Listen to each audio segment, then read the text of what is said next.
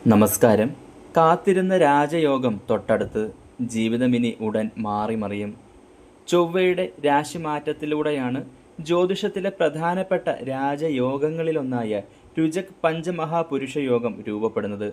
ചൊവ്വ അതിൻ്റെ ഉച്ചരാശിയായ മകരൻ രാശിയിലോ അതിൻ്റെ മൂലത്രികോണ രാശിയായ മേടൻ രാശിയിലോ അതുമല്ലെങ്കിൽ സ്വന്തം രാശിയായ വൃശ്ചികൻ രാശിയിലോ കേന്ദ്രസ്ഥാനത്ത് സ്ഥിതി ചെയ്യുമ്പോഴാണ് ഈ രാജയോഗം സൃഷ്ടിക്കപ്പെടുന്നത്.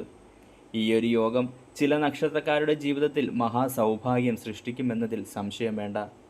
ഏറെ നാളായി മനസ്സിൽ കാണുന്ന സ്വപ്നം പൂവണിയും. ജോലിയിൽ സ്ഥാനക്കയറ്റത്തിനും ശമ്പള വർധനവിനും സാധ്യത കാണുന്നു. ജോലി സംബന്ധമായ ആവശ്യങ്ങൾക്ക് വിദേശയാത്ര നടത്തേണ്ടി വന്നേക്കാം. ബിസിനസ് രംഗത്ത് പ്രവർത്തിക്കുന്നവർക്ക് തിളങ്ങാനാകും. വിദ്യാർത്ഥികൾക്ക് ഏറെ അനുകൂലകരമായ സമയം കൂടിയാണിത്. എല്ലാവരും ഹരേ കൃഷ്ണ എന്നൊന്ന് കമൻറ്റ് രേഖപ്പെടുത്താൻ മറക്കരുത്. നക്ഷത്രങ്ങൾ: മിഥുനം, മകയിരം, തിരുവാതിര, പുണർദം, കർക്കടകം, പുണർദം, പൂയം, ആയില്യം, ചിങ്ങം, മകം, പൂരം, ഉത്രം, വൃശ്ചികം, വിശാഖം, അനിഴം, തൃക്കേട്ട.